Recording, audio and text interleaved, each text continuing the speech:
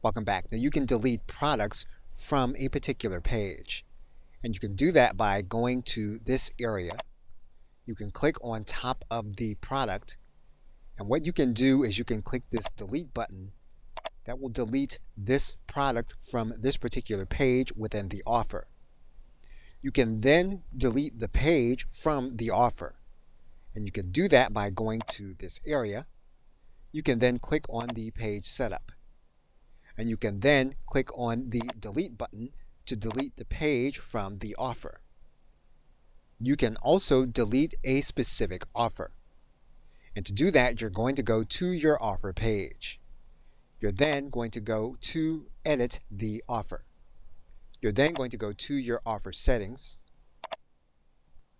If you scroll all the way to the bottom, you're going to see a delete button, and you can delete the offer from your list of offers.